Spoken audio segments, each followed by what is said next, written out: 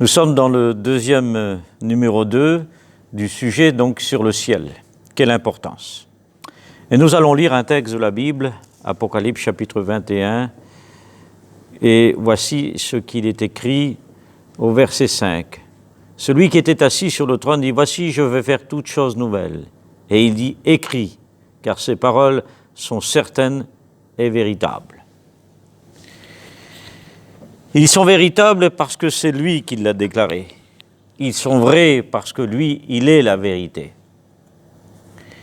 Il n'est pas venu pour nous tromper, il est venu pour nous emmener au ciel. Jean 10, il est la porte du ciel. Et Apocalypse chapitre 4, verset 10, Jean voit une porte qui était ouverte au ciel. Aujourd'hui, malgré toutes les épreuves et malgré le virus qui est dans le monde entier, je voudrais vous dire, dans toutes les confusions où nous sommes combattus, dans l'inquiétude et le souci, où nous sommes surchargés de l'inquiétude de nos enfants ou notre compagne, ceux qui sont autour de nous, nos familles, l'Église du Christ, je voudrais vous dire que le Seigneur nous a laissé la paix. Nous avons une garantie, et notre garantie est le Christ. Et il nous a laissé un héritage. Elle est incomparable. Cet héritage, elle ne vient pas d'une banque. Nous pourrons avoir tout l'argent que nous voulons. Rien ne pourrait renverser la situation que nous sommes en train de vivre. Ni un président, ni une banque, ni un diamant, ni un trésor. Rien, ni un bâtiment ne pourrait soulever, effacer ce que nous sommes en train de vivre. Mais le Christ en a tout le pouvoir. Il est le sujet du ciel. Il est celui qui nous a sauvés, qui nous a pardonnés. Vous avez le Christ, vous avez l'espérance. Vous n'avez pas grand-chose, vous avez le Christ, vous êtes riche, parce que vous avez tout. Car Jésus a dit, recherchez le royaume des cieux et sa justice, Matthieu 6 et verset 33, et toutes choses vous sont données par-dessus tout. Faisons une réflexion sur le ciel. Quelle est la perfection du ciel? C'est Dieu lui-même, sa personne, divin, infini. Non, l'homme ne peut pas, et ne peut pas produire. Aucun architecte, c'est lui qui l'a préparé. Quel va être le thème du ciel? Puisque si Dieu est celui qui est la perfection du ciel, parce que le ciel ne peut pas exister sans Dieu, sans Jésus et sans l'Esprit. C'est impossible, puisque c'est Dieu qui l'a créé, c'est Jésus qui l'a préparé, mais c'est le Saint-Esprit qui a mis des couleurs.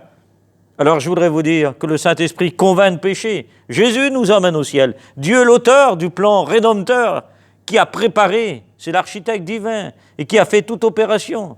Jésus est le distributeur, celui qui donne, celui qui nous donne ce que nous avons besoin. Le Seigneur est vivant, il est puissant, il est glorieux. Quelle est la perfection du ciel? Alors c'est Dieu. Quel va être le terme du ciel? C'est Jésus qui sera bien sûr, qui va remplir le ciel. Le ciel n'existe pas sans le Christ.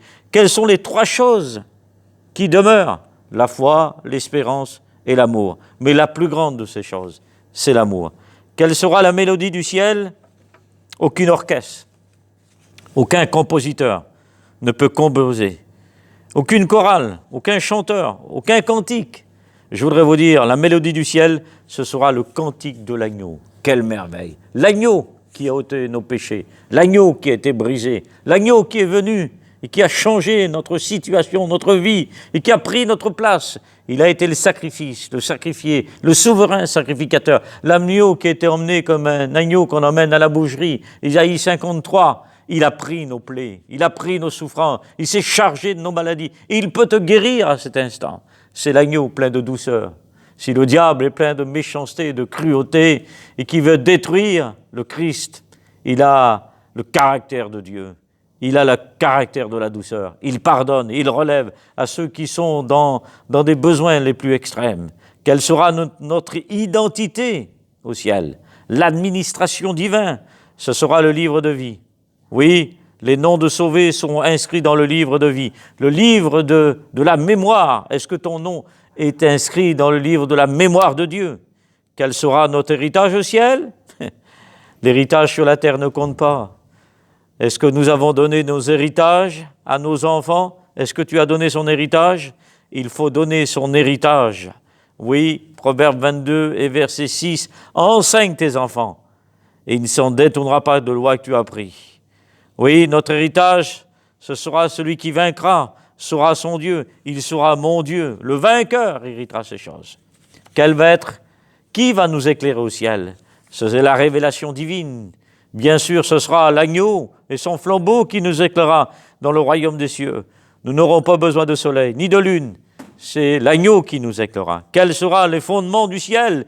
Il y aura 12 fondements, qui sont bien sûr les noms des 12 apôtres. Ah, nous savons que le seul fondement, c'est le Christ. Les 22 choses qui n'existeront pas au ciel, bien sûr, qui existent sur la terre, mais qui n'existera pas dans l'éternité.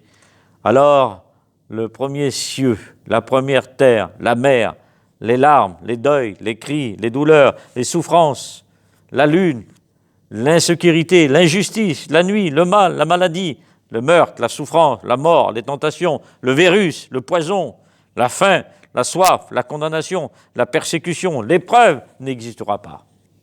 Mais notre royauté au ciel, c'est les rachetés qu'ils auront des couronnes d'or sur leur tête. Et nous le jeterons au pied du Christ devant son trône, où l'agneau sera assis, et nous jeterons nos couronnes d'or.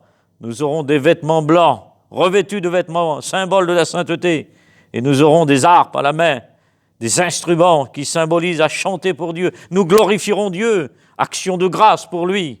Nous aurons des coupes d'or qui sont la prière des saints. Nous serons assis sur des trônes à côté de lui comme vainqueurs.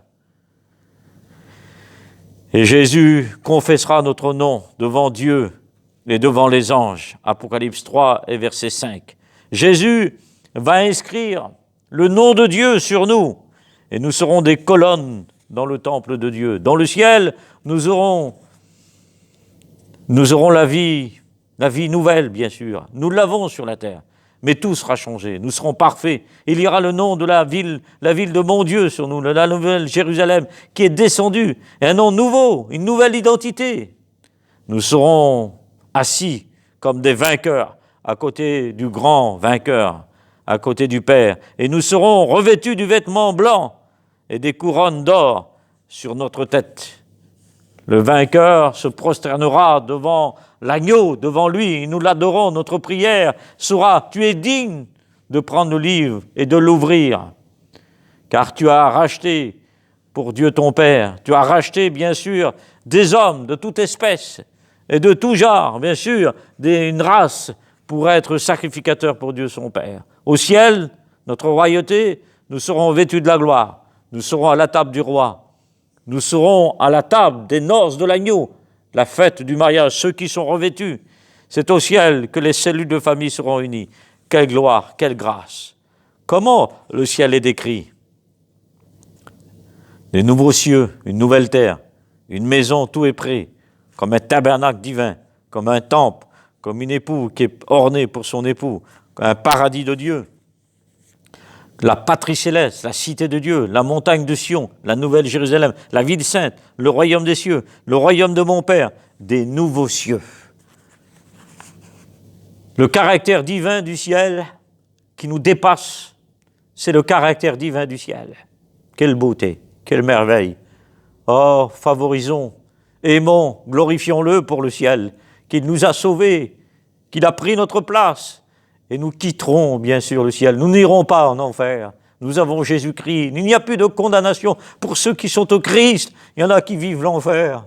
Il y en a qui ont des foyers qui vivent l'enfer avec leurs enfants. Le temps est venu. Il y en a qui sont touchés par le poison, ce poison aujourd'hui, le virus. Je voudrais vous dire que Jésus veut vous purifier. Le sang de Jésus nous purifie de tout péché et il veut te guérir. Le caractère du ciel, ce sera l'amour parfait.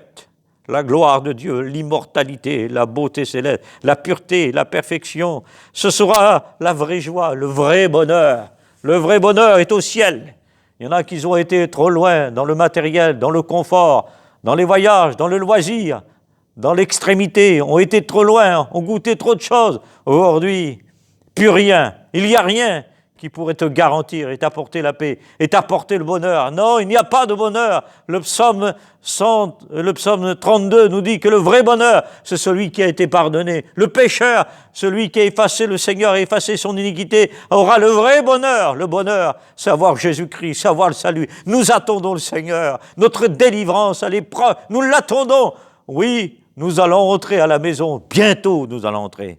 Il y aura les richesses divines, la sainteté, l'unité, la sagesse, le repos. Il y aura la paix, la consolation, la bonté, la douceur, la louange, l'adoration. Il y aura la largesse de Dieu, la perfection. Ça sera la gloire de Dieu. Quelle bonté! Bientôt, nous rentrons au ciel à la maison. Que Dieu vous bénisse. Amen.